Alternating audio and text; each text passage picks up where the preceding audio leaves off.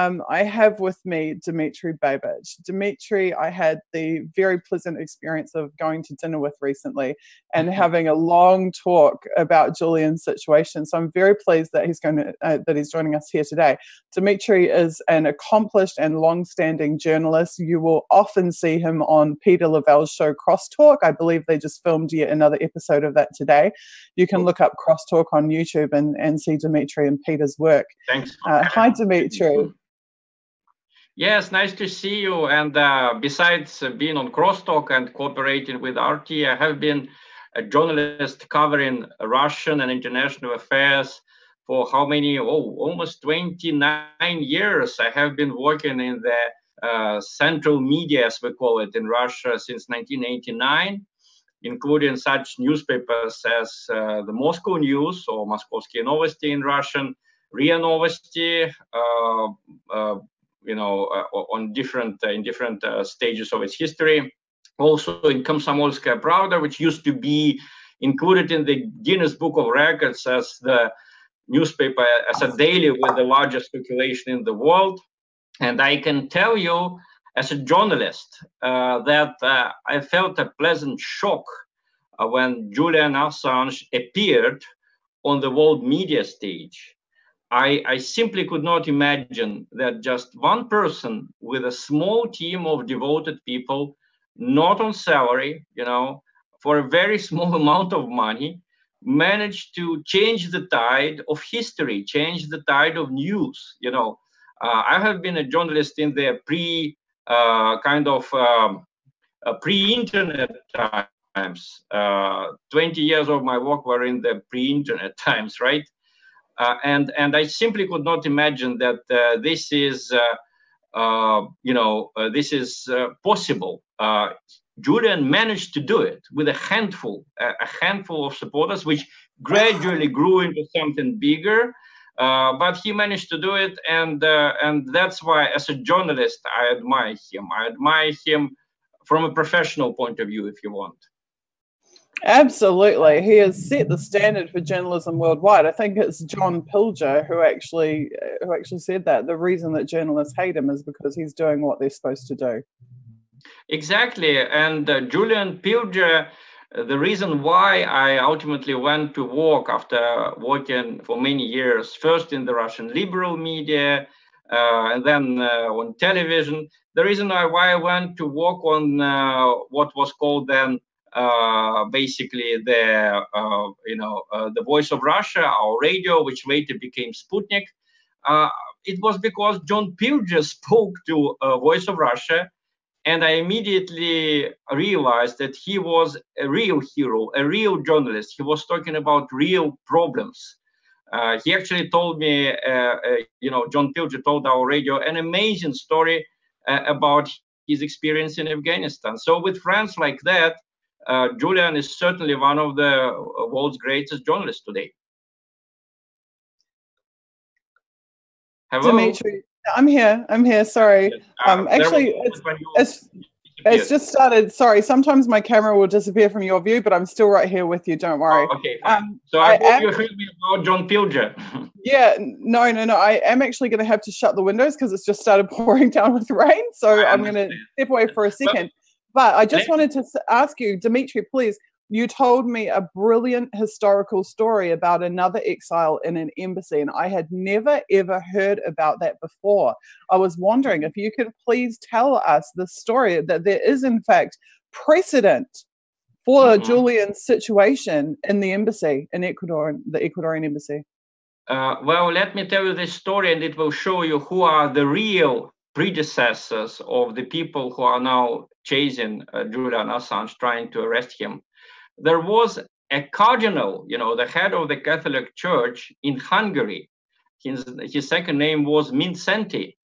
In 1956, when the Soviet troops moved into Hungary, he took refuge in the US embassy in Budapest. And he couldn't leave that embassy for many years afterwards. I think only in the early 70s, the Soviets let him go. The problem was that the Americans were ready to give him political asylum on their territory, but he needed to make that way between the American embassy and the airport. and it was simply impossible. So he stayed indoors for, I guess, about 15 years. And that's the only precedent that we have for Julian Assange. So when the mainstream media in the West now compares Russia to the Soviet Union, you guys are wrong. You are the early Soviet Union. You are the worst form of Soviet Union. I mean, the current US ideology and the current ideology of the European Union, they remind me in many ways, not even the last years of the Soviet Union, you know, when it was a pretty humane country under Gorbachev. They remind me of the early years of the Soviet Union, and the times when people like Cardinal Mindszenty could not leave the American embassy in Budapest.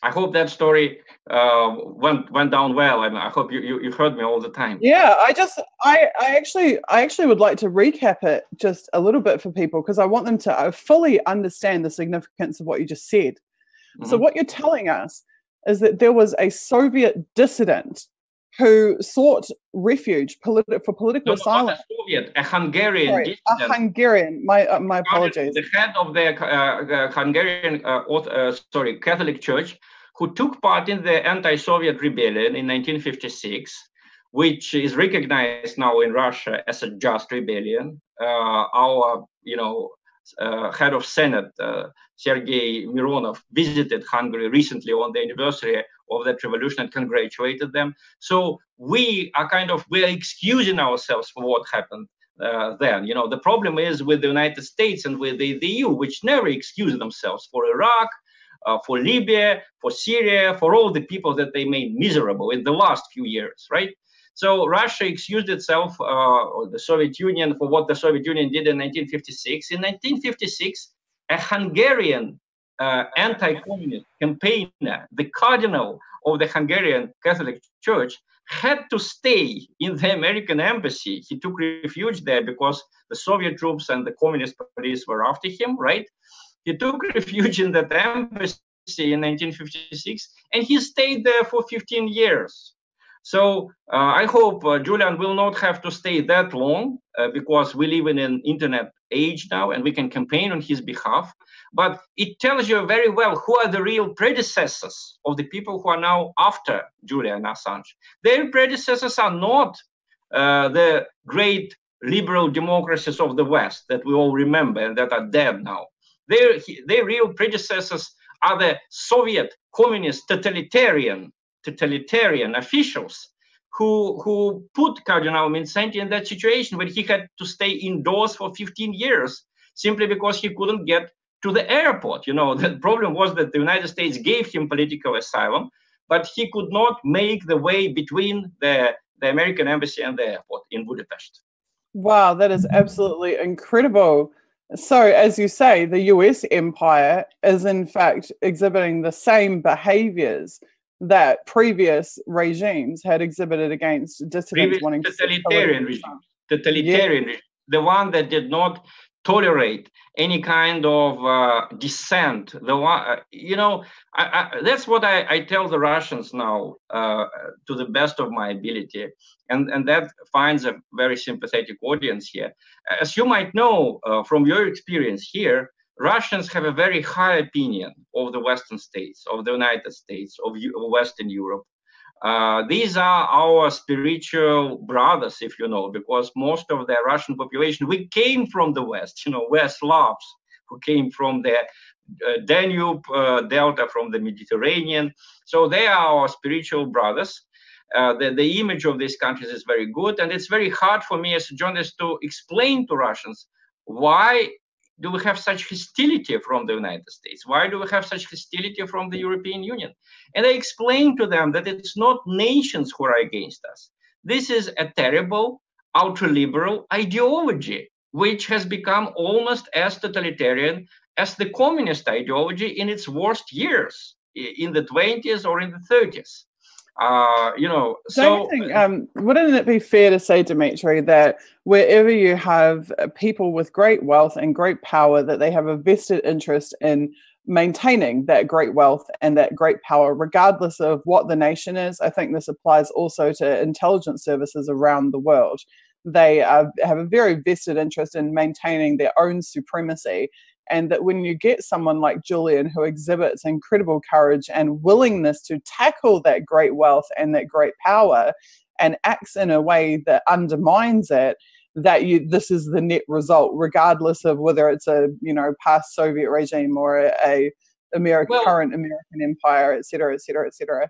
I agree with you in principle, but I would say that we have a very special situation here because, okay, there are inequalities and there is hierarchy everywhere in the world, in every human society, okay? Everywhere you will have the army, you will have the secret services, wherever you have a state. But the problem with the modern United States, with the modern European Union, is that they have a very intolerant, very, I would say, aggressive ideology. If you look at its origins, if you look at the beginning of the 20th century, there were three ideologies that basically challenged the established Christian order in Europe. These were nationalism, socialism, and liberalism. And all three of them are okay if they're applied in limited amounts. But unfortunately, all three of them had terrible offsprings. Nationalism driven to an extreme, that was Nazi Germany. Socialism driven to wild forms, to an extreme, that was Stalin's Soviet Union. Now we have the great old liberal democracies of the West, the United States, France, Britain, Germany, the European Union. We have them exhibiting a very twisted, ugly, extremist form of liberalism. When certain sound ideas such as gender equality, such as feminism, such as respect for elections, they are driven to an extreme and twisted beyond recognition. I mean, I'm all for elections, but the problem with the modern US government, and especially with the government of Mr. Obama or with the European Union, is that they only recognize and support the elections where their supporters win.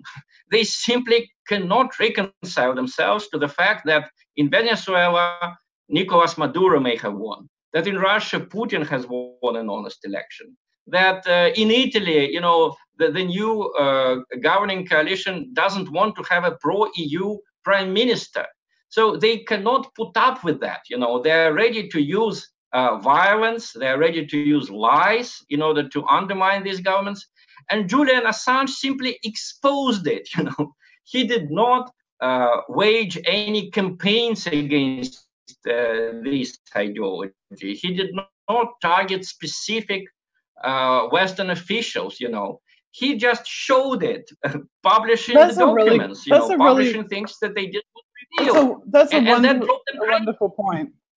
It's a wonderful point, Dmitri, because the methodology of those who do subvert democratic elections, and I'm thinking now actually a document that WikiLeaks published, which proved that the New Zealand human intelligence assets of our Secret Service in New Zealand were dispatched to France by the CIA. The dispatch documents came from the CIA to the New Zealand government, to our security services, and they specifically stated they wanted our human intelligence spies to infiltrate all of the major political parties involved in the French election. So these guys, when they want to subvert elections, they do it economically, they do it politically, they do it via infiltration and via subversion and sabotage. Now, WikiLeaks does not employ any of those tactics. WikiLeaks is not economically or politically undermining these democratic elections. It's not infiltrating. It's not infiltrating the parties. It's not using agents. It's not using subversion or sabotage. So we see that the really dastardly conduct is actually not on the part of WikiLeaks at all, but on the part of the intelligence agencies and these governments. Well, I mean, if you look at certain things that are happening in the West now, they remind me of the worst years of the Soviet Union, and Julian simply showed it. I mean, when a U.S. official is basically thrown out of his job and his life is destroyed because he talked to a Russian ambassador and did not report it in full to his superiors. We had a similar story in the Soviet Union. The wife of Vyacheslav Molotov, the number 2 person in the state after Stalin, his wife talked to the Israeli ambassador, and that was enough to get her in jail, right?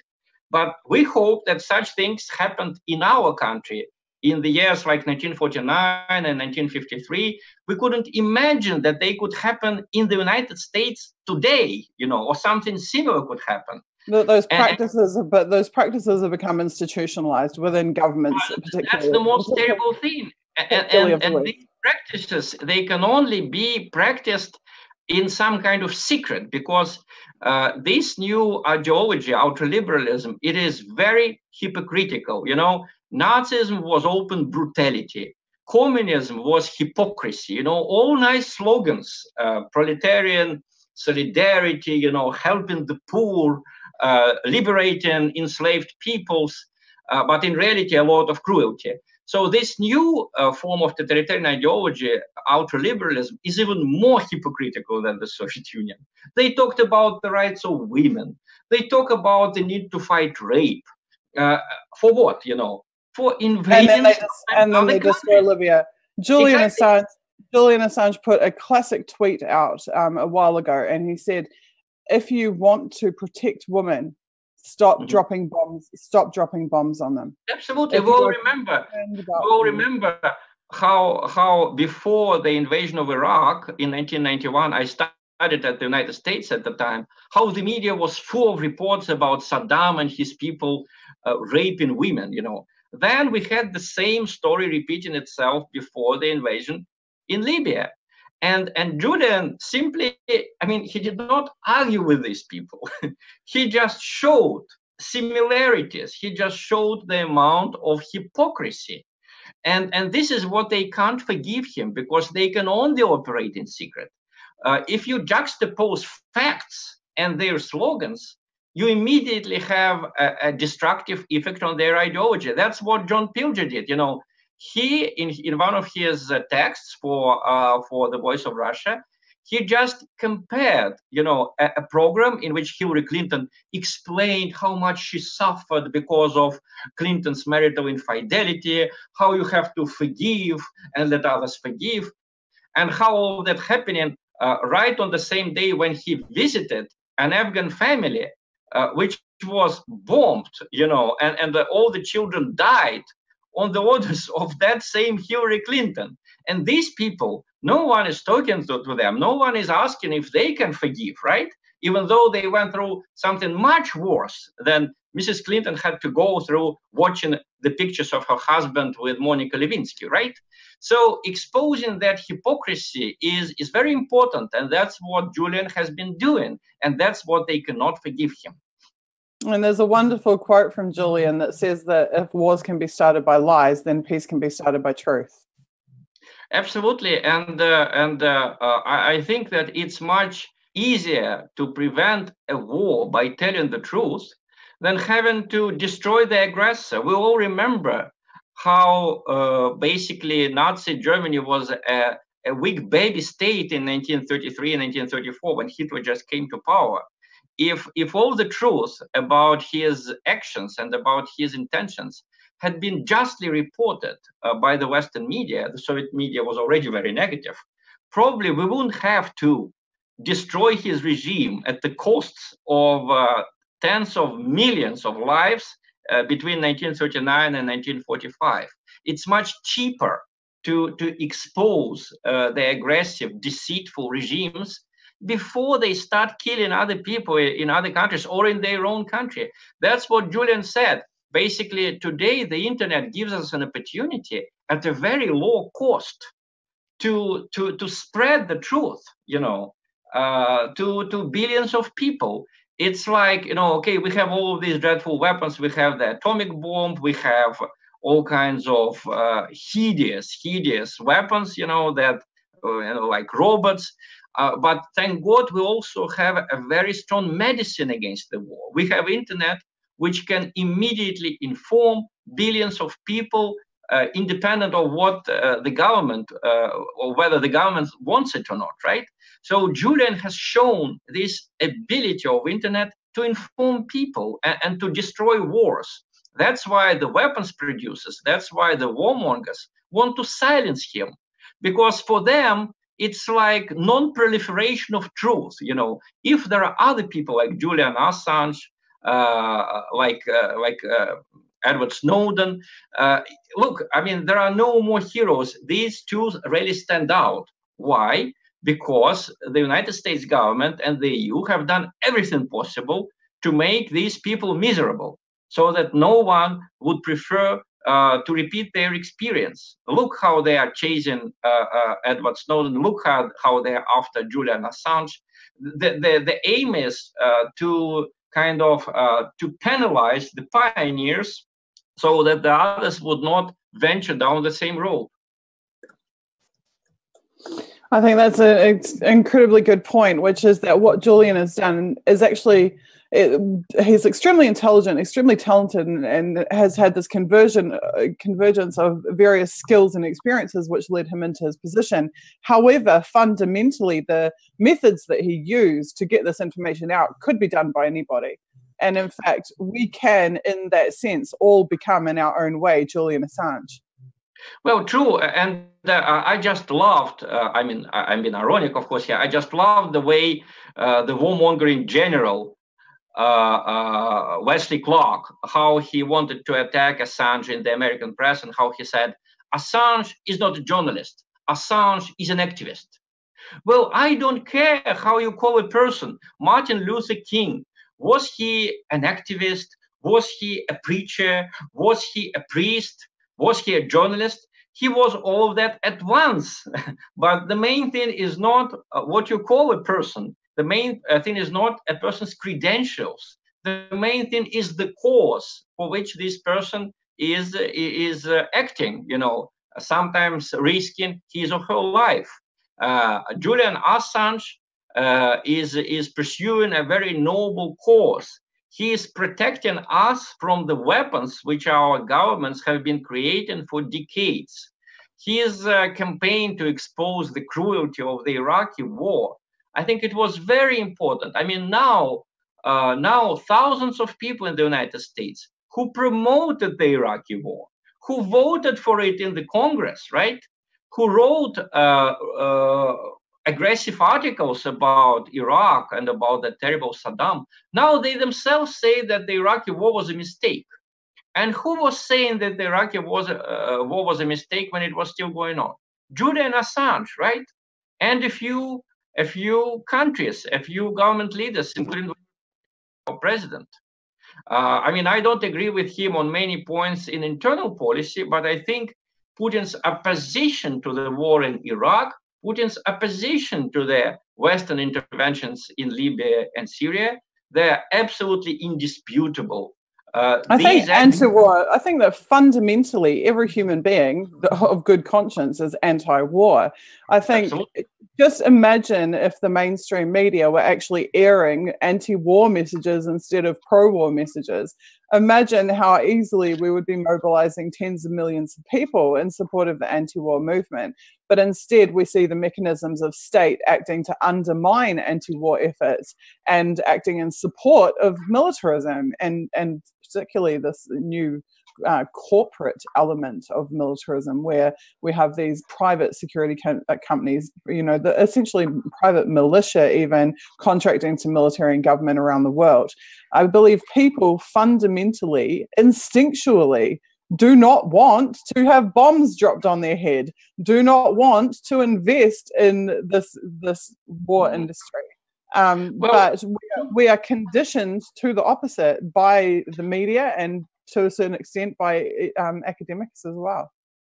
Well, I mean, Julian, I think what he did, sometimes he was just pointing to some obvious things, because the most damning evidence against the modern Western governments, especially the US and the European Union, these things are not secret. You don't have to investigate. I mean, the Ukrainian President Poroshenko, who came to power as a result of a violent coup, when his soldiers were on offensive in Donbass, when on that summer when 9,000 people died as a result of the war, he was touring the United States, Canada, and the European countries, and everywhere he had standing ovations in the US Congress, in the Canadian Parliament, in the parliaments of European countries. And I just couldn't I mean, I couldn't tolerate this. I mean, okay, maybe you believe that Russia is partially to blame for that, but you are applauding the leader of a country which is killing 9,000 of its citizens. What is the meaning of applause? It means we love it, we want more of it. What do you love about Poroshenko? You love 9,000 people killed by the Ukrainian army? Dmitri, you want more? Sorry to interrupt you. Sorry to interrupt you, Dima. There is the same types of injustice that you are describing there that is currently evident in almost every country on this earth. The WikiLeaks global intelligence files are a fantastic example of that. Even in my own country, we have been undermined politically and economically by US empire, but this is certainly happening across entire continents. But what I really, really want to focus on, and maybe I didn't make this clear enough with you in the beginning, we have managed to do something completely unprecedented with this event that I have not seen done anywhere else. We have managed to, in a environment, a political and media environment, which is so divided by ideology and with everybody boxed into their little silos and set against each other, this event has managed to bring people with completely opposing viewpoints, people who would never usually be seen together in public or work together or have anything to do with each other, or even talk to each other. We have managed to bring all of these people from the full political spectrum together for the singular purpose of advocating for the preservation of Julian's human rights, the restoration of Julian's human rights, and for the UK and US government to respect international law and the decisions of the UN, and to end Julian's arbitrary detention in the Ecuadorian embassy. You're absolutely right. I would also say too that there are serious press freedom issues for the entire media sphere as a result of the persecution of Julian and of WikiLeaks. And also, yeah, really, this is it. It's the human rights and the press freedom aspect are what really need to be amplified at this stage. You're absolutely right. I would also add not only the US government, not only the UK government, but the Swedish government and the Swedish court should show at least some vestiges of objectivity. I mean, that story is ludicrous. About rape and about poor England having to extradite Julian Assange to that powerful country named Sweden. The other important actor here is, of course, Ecuador. I think the new government of Ecuador should show at least some kind of continuity with the previous government. I mean, Lenin Moreno, he is, after all, a former campaigner on many humanistic issues. So giving up to the UK government a person who obviously will face unfair treatment, this is simply wrong. This is simply cruel. I mean, if Ecuador is going to be remembered for something in the 21st century, Ecuador has a chance to be remembered for giving refuge to Julian Assange. That is their chance at making history. I think Lenin Moreno should not waste that chance, because he may go down in history as the president who kind of bucked to pressure, and that's not the best. No, that's not the best legacy that you can leave at the helm of such a country as Ecuador. And so, absolutely, Ecuador has been so brave up until this point. They have been extremely brave for such a small. It reminds me, I was just discussing before with Cassandra about how New Zealand stood up against the US and kicked the US nuclear warships out in the 80s, out of New Zealand territorial waters, and ultimately left the Five Eyes intelligence agreement as a result. And I see the same thing with Ecuador. Ecuador is like the little country that could. You know, they were so small, and yet they've been able to assert their national sovereignty on the world stage and to do something truly, truly historic. So I totally agree with you. And it would be a shame if right when you have a chance to keep that legacy, you know, to let go of it. And in my opinion, if we look at the situation in general in the last, I would say, even 60, 70 years, it was amazing sometimes small countries, when they showed courage and determination, when they really tried to protect their dignity, they stood up to huge empires and they won. I mean, look at Cuba, a small Caribbean country which had been treated like a servant by the United States for decades, simply proved that it can live without even lip service paid to this American domination. Small countries such as Afghanistan, which simply refused to be in the Soviet sphere of influence. Small countries such as you just described, New Zealand, which did not want to become a pawn in the Cold War. The same way, Ecuador now has a unique chance to stand up to pressure and to stay in history, to remain in history. And I certainly hope that they do. I absolutely hope that they do. And I noticed there's been an extremely significant development now with the ruling Spanish government, the Rajoy actually being essentially kicked out of power. Now that's a total game changer, both on the Catalan issue and on the relationship with Ecuador and Julian's political commentary about both. Yes. Well, I mean, we all remember the dramatic situation with Edward Snowden. You know, there were rumors that he would try to go to Cuba. There were rumors that he would try to go to Ecuador. Ultimately, I think it was a good development that he stayed in Russia. Look, now he is in security and he continues his work from here. As for Ecuador, I mean, if Julian had been seeking refuge inside the country, okay, that would be dangerous for Ecuador. That would be kind of exposing Ecuador to the danger of a military operation by the United States. But Julian is at the embassy in London. He is not putting any people in danger by his action. What is required is just a little bit of courage from the Ecuadorian government, a little bit of willingness to do something beyond your daily interests. And then you will be remembered for that. You know, that's how that is the difference between what we can call significant people, you know, people people with capital letters, as we say in Russian, and just regular gray officials. You know, gray officials think about statistics, ratings, about the next number of percent of the people who vote for them at the elections. Great people think about justice, about morals, about what is going to be said in 40, 50, or 60 years. In 40, 50, or 60 years, people are going to remember our epoch as the epoch of the people like Julian Assange and Edward Snowden. They will be the young gooses and the Thomas Moores of our times. That has to be respected. That has to be kept in mind also by the Ecuadorian government. That is a really fantastic point as well, Dmitri, and it mirrors one that I'd made earlier about how powerful this moment is for those of us who support Julian Assange and who support WikiLeaks, because we're not reading about them in a history book. We're not hearing about them in bedtime stories from our grandparents.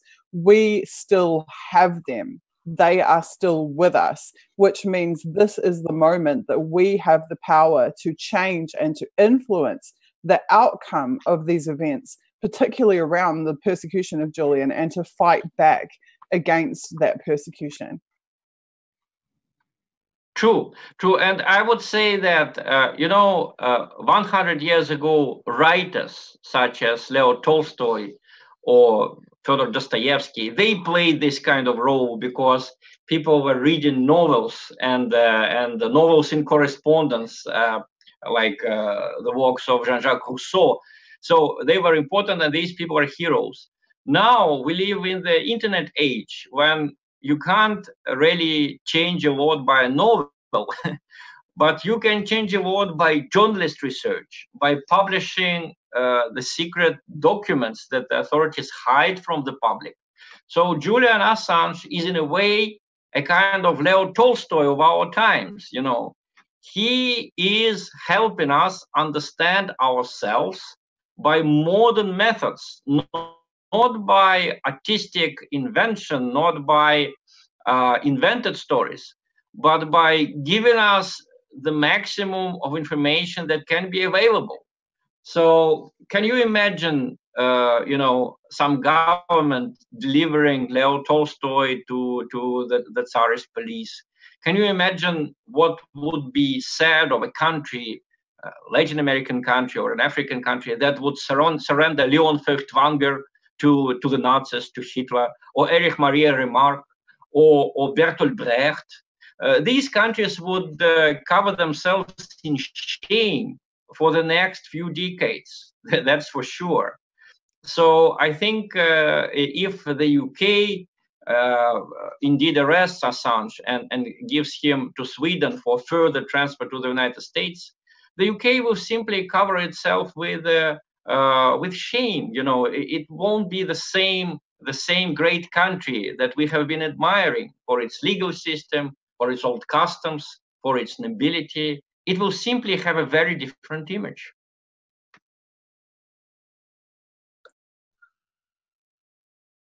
Sorry, I was muted. Sorry, Dmitri. Dmitri, I was not old enough to really be across the situation with Britain offering shelter to Pinochet. Could you tell me a bit more about this history of terrible human rights abuses and even war criminals being sheltered by the same country that is now relentlessly persecuting a publisher? Well, yes, General Pinochet was in London. And he was not arrested. He ended his days not in a prison as he should have done, but in his own bed. But there were quite a few even more shocking examples. I mean, some of the people involved in terrorist activities in the Russian Autonomous Republic of Chechnya in the 90s, some of them are living in the UK right now, and the UK simply refuses to consider any requests from Russia for their extradition. Let me tell you that these are the same people, they are from the same cradle, from the same ideology as the Tsarnaev brothers in Boston, who killed and maimed dozens of people during the Boston Marathon a few years ago. Let me remind you that at the time, the Russian intelligence warned the FBI that Tamerlan Tsarnaev was dangerous, that he had radical ideas, that he left Russia and became a US citizen with not the best of intentions. But these considerations were simply rejected by the United States. And now the UK is having on its territory someone who actually never used a weapon against other human being, someone who only published, who only typed something on a computer, and they want to arrest this person and give him to what actually looks very much like torture in the United States. Well, let's remember in what conditions Bradley Manning had to sit in the US prison in the first years after his arrest. That was terrible, I won't describe it. Our readers can easily find it, even in the mainstream Western media, what kind of treatment it was. So it's understandable why Julian Assange is not leaving the Ecuadorian embassy.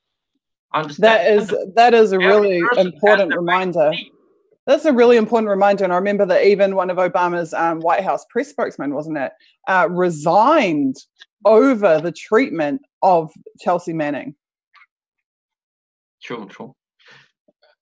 Well, I mean, the kind of treatment that Manning had to face was simply horrible, indecent. It was worse than Guantanamo,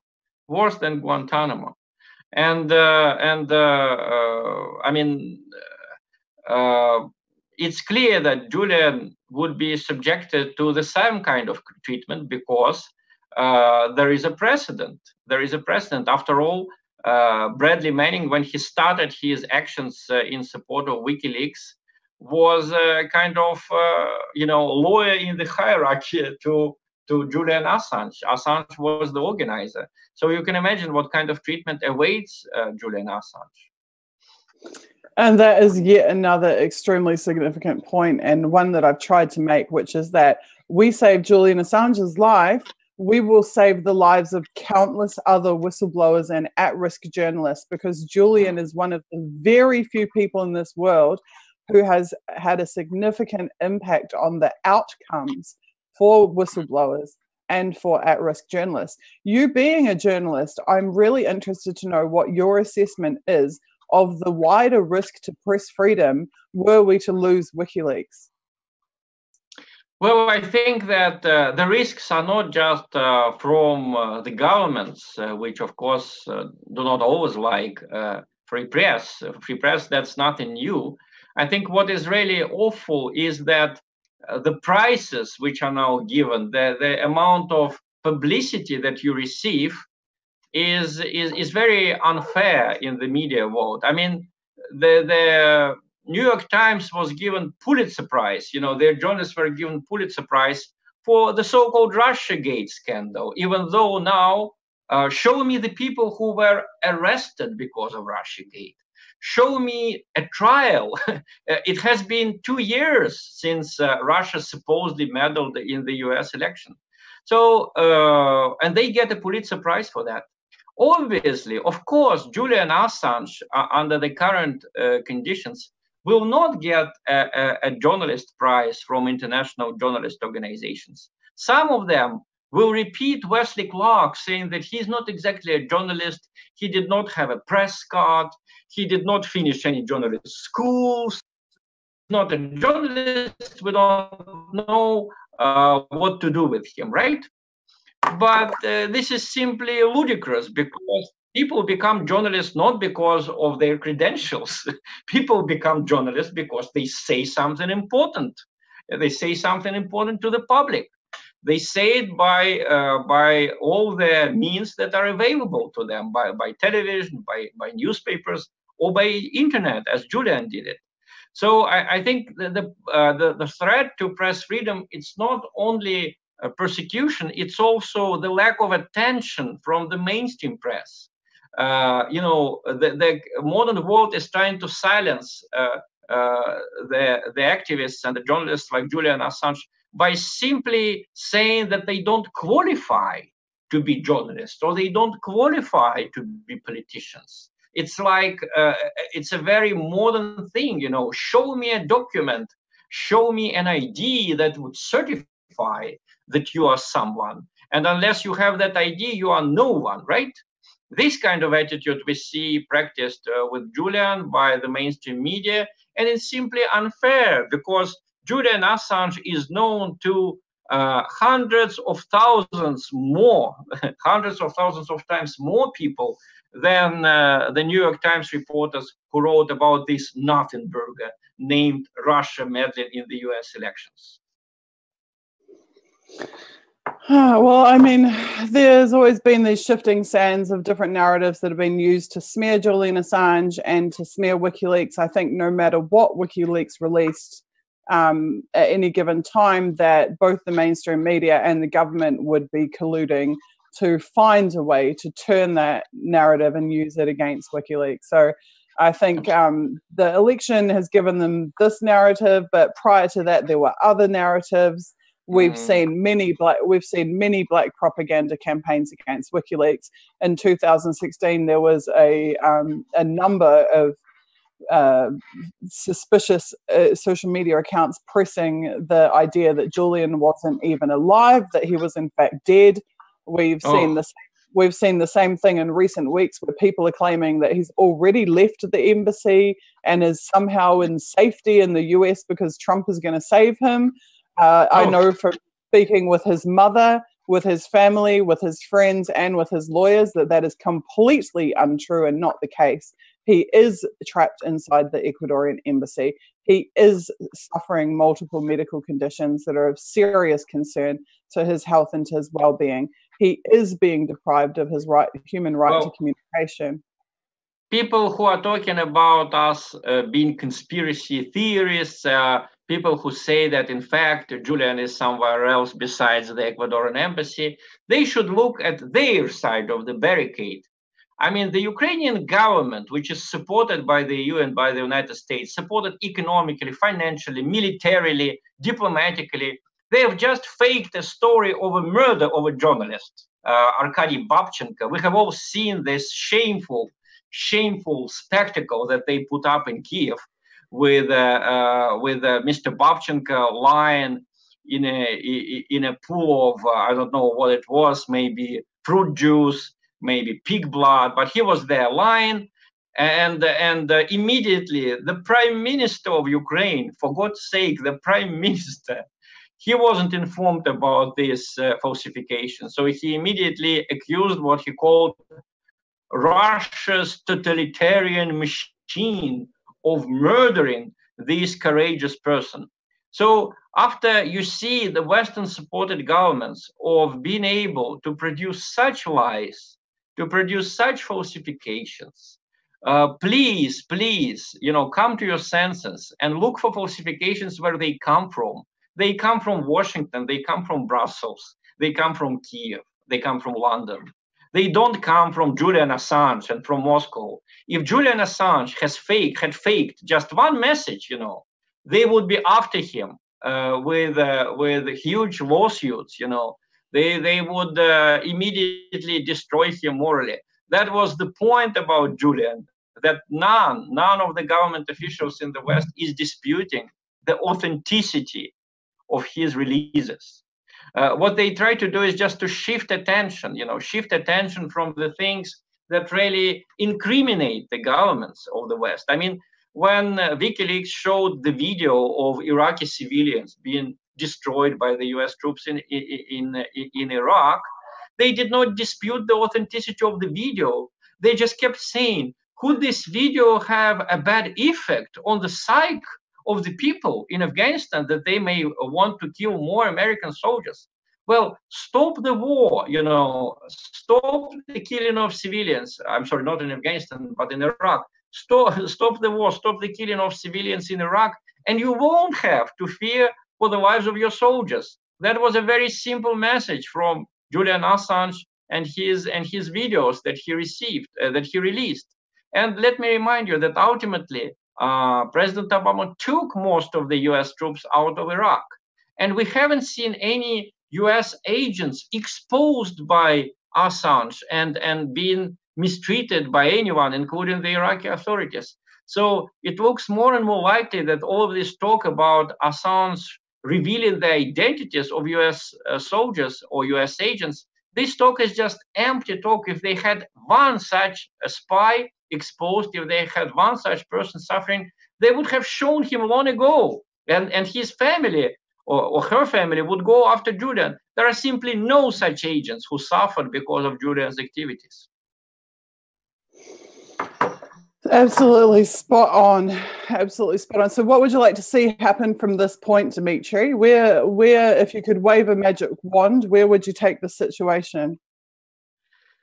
Well, I hope that the UK government would finally find some vestiges of shame, and that they would say that after the newly revealed facts about Julian's stay in Sweden, after the fact that basically, as far as I know, no one is particularly demanding his extradition to Sweden, we just lift the blockade and we let Julian, maybe stay in that embassy or stay under house arrest, but we let him use the internet and we let him be a person living in normal human conditions. That would be the best temporary solution.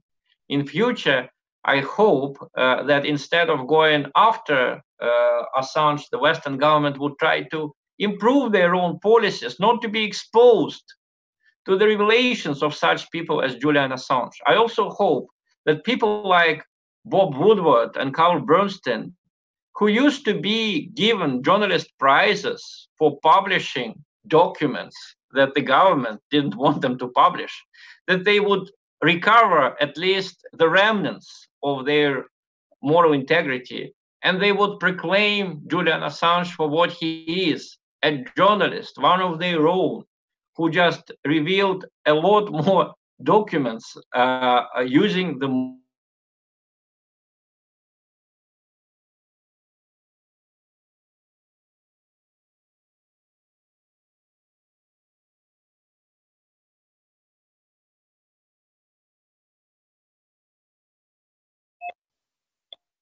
Sorry, Dmitri, my Zoom just dropped out for a moment. Please continue. So what I would see is, as the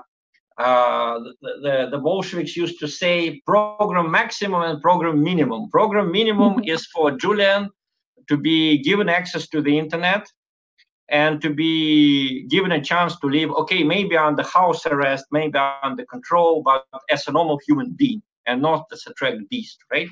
That is the program minimum. The program maximum is for the US government to start a real re-examination of what Julian and WikiLeaks did and basically answer one question. Did they falsify the documents that they published? Was there any untruth told by them? If no, then the criminal charges against Julian and his friends should be dropped, because what they did is not very different from what Bob Woodward and Carl Bernstein did by publishing, the truth about Watergate. It's the same story as Daniel Ellsberg publishing the so-called Pentagon Papers. We know that, the United States prides itself on these people. It doesn't try to put them in jail, it doesn't put them to shame. It prides itself on these journalists. In the same way, the Anglo-Saxon world, including Australia, should pride themselves on Julian Assange instead of persecuting him. That, I think, is a very reasonable and rational way to approach it. As you say, the program minimum and the program maximum. I completely agree. For us, the program minimum is definitely to reconnect Julian Assange, to, at the very least, allow him to speak and work and express himself freely. And yes. I think absolutely the program maximum is to the restoration of all of his human rights, the end to his arbitrary detention, and his safe passage to Ecuador or to Australia or a country of his choice. Absolutely, he should be a free person, not someone who is under conditions worse than the house arrest. I think people under house arrest are sometimes allowed to walk on fresh air. They're sometimes allowed to see their relatives, right? All of this should be given to Julian Assange, even under program minimum. Totally agree. Now, here's a different question. Where do you see this going forward? You obviously have a huge depth of historical knowledge. Where do you believe that ultimately this will be resolved? If so, how do you think it will be resolved? Are there multiple different potential outcomes? Could you just look into a crystal ball for us for a few minutes? Well, as I told our listeners in the beginning, I blame for what's going on. I don't blame the United States as a nation. I don't blame the British people as a nation. I don't blame the Europe, which is our spiritual mother. I blame the ultra-liberal, aggressive ideology, which took the hefty, sacred ideas of liberalism and which twisted them beyond recognition, driving them to an extreme. I am sure that this ideology, just like all the other ideologies, totalitarian ideologies before it, just like Nazism and communism, it will go down into the dustbin of history. The main danger is that before going down there, it can pull together with itself a lot of innocent lives. It already dragged into the death zone hundreds of thousands of Iraqis, tens of thousands of Afghans, a few thousands of Russians and Ukrainians in eastern Ukraine. That ideology will soon be defeated. It doesn't work. It's not scientific. It is losing economic competition. Look at the Eurozone, which has so many problems despite being the most economically developed zone in the earth historically. So I think that this ideology will lose. The main point is it should lose gently. It should collapse without burying people under its debris. We had a similar experience with the Soviet Union. The Soviet Union, which was indeed a totalitarian state during most of its existence, the Soviet Union collapsed in the 90s, and it took us a few years to get from under its debris. In the same way, I hope that the United States regime, which is ruling that country now, the EU, they're not forever. They will go down from the scene of history. I just don't want Julian Assange to be mistreated and tortured before that happens. I want him to see the day when his ideals will become a reality. I think this will absolutely, I'm absolutely sure that this will happen, and not in a distant future, as a lot of people think. It may happen very soon. We already see fissures between the United States and the European Union, between these two very dangerous ideological formations. So hopefully things will get better before Julian gets old. That's what I can tell you. Well, I really hope so too, very much so, because I am extremely concerned. As I said earlier, I'm concerned not just for Julian, but also for all of the people who will be negatively impacted if we lose him. Likewise with WikiLeaks as an organization. I completely agree with you that in 10 years, 15 years time, just as happened with Dr. Martin Luther King and Nelson Mandela and so many other people who the US government called national security threats, called terrorists. Yeah. Absolutely, who they stalked and surveilled and undermined and in some cases assassinated. They then very conveniently turn around after the fact and call them heroes and institute, you know, national holidays to celebrate some limited aspect of their work. But yeah, this is a grave concern to me. I mean, this was a focus of my recent piece being Julian Assange, which is the way that the historical record is manipulated and re-engineered by the persecutors of the targets. And it's something we've seen throughout history, and something that I desperately do not want to see happen with WikiLeaks. Well, you're right. I think it would be much better to do something for leaving Julian Assange instead of introducing days in his memory and putting up balloons on the day in future to celebrate his achievement.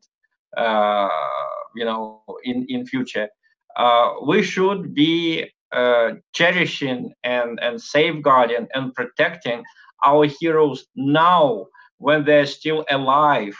If we can do it now, that will count for a lot more than honoring the great dead man. You know, the great dead already had their share of fame, and I think that nowadays our civilization is facing threats no smaller than the ones it was facing in the 1920s or 1930s. It all depends on us. How safe the world will be for us and for our children in 5 or 10 years. We need to do more to make it safer. And if we can't protect Julian Assange and Edward Snowden, then we're worthless.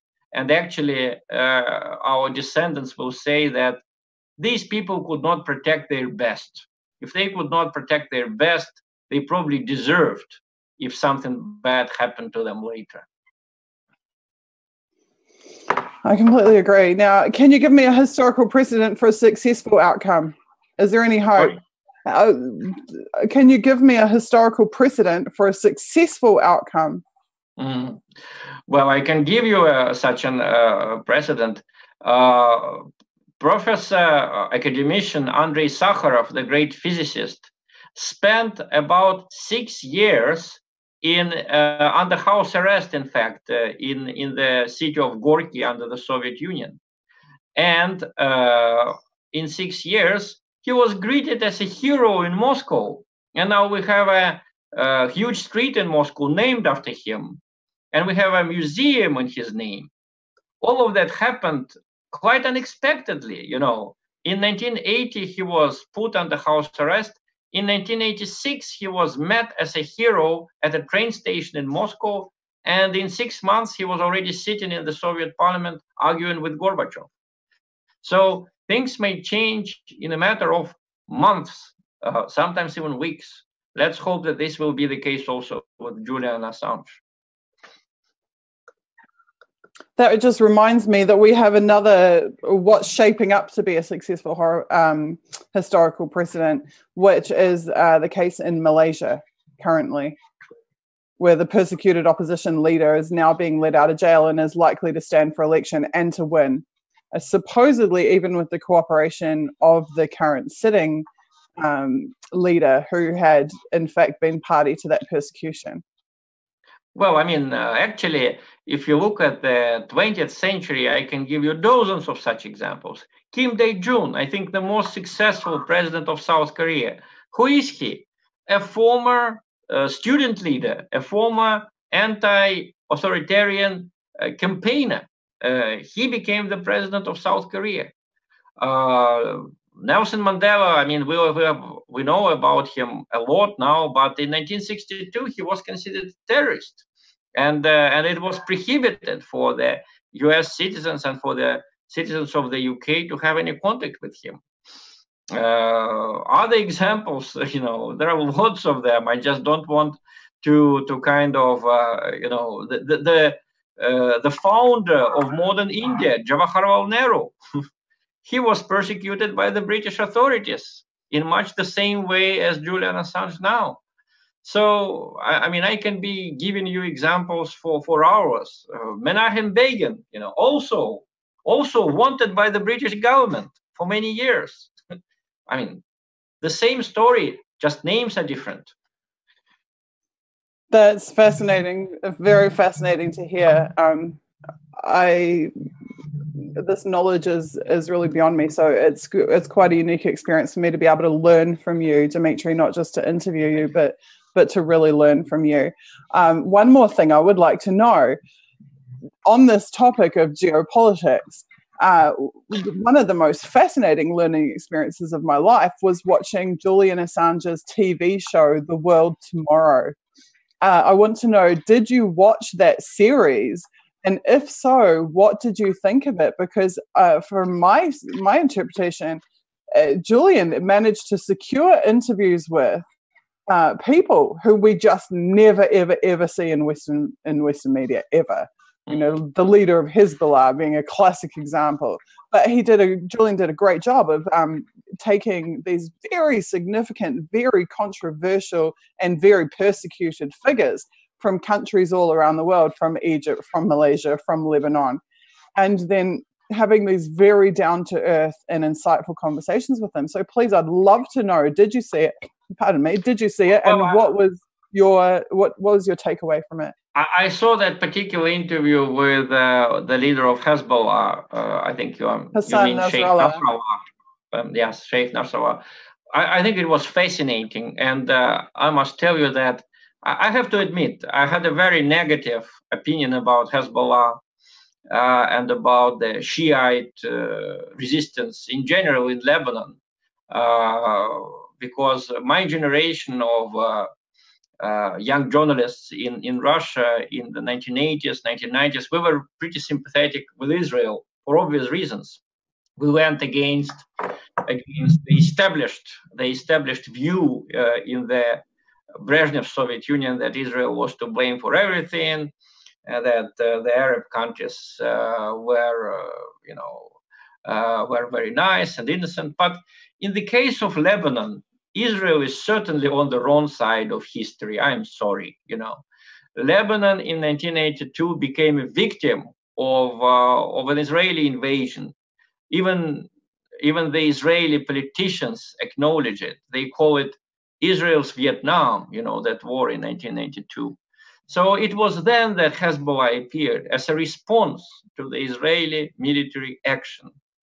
And the fact that Sheikh Nasrallah wears his Muslim clothes, the fact that he doesn't look exactly like your typical European leader in a nice suit and without a beard and nicely shaven and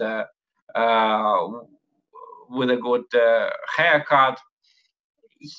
Mr. Nasrallah is a person of his epoch in the place where he lives, in Lebanon. And Hezbollah, what it did in the last few years was basically self-defense. It was self-defense against Israel in 2006. It was self-defense against the Islamists on the Syrian territory after the civil war broke out in Syria in 2011, 2012. So Julian Assange has shown us a person whom we all heard about, but whom we didn't actually hear speaking to us. Sheikh Nasrallah spoke to all of us via Julian Assange.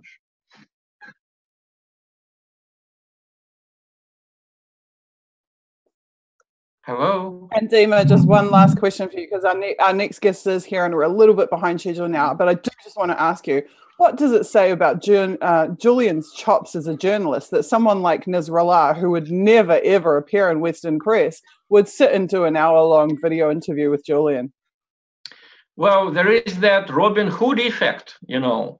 People love campaigners for truth and justice. In every religion, in every region of the world, you have people admiring Robin Hoods, and not necessarily their local Robin Hoods, but also Robin Hoods from other parts of the world. So Sheikh Nasrallah, who has reasons to distrust the mainstream press in the West, had trust in Julian Assange, with Julian Assange remaining a Western person, you know, a person brought up in Australia, not very different initially in his views and opinions from an average Australian, from an average inhabitant of a Western country. So I think it was interesting for Sheikh Nasrallah to talk to Assange because all the interesting men, they're not afraid of meeting people of different culture, different language. They kind of test their own authenticity, their own rightness, talking to interesting people from other parts of the world. I know that feeling, and I'm very glad that both Julian Assange and Sheikh Nasrallah did not miss that opportunity to show each other to the world.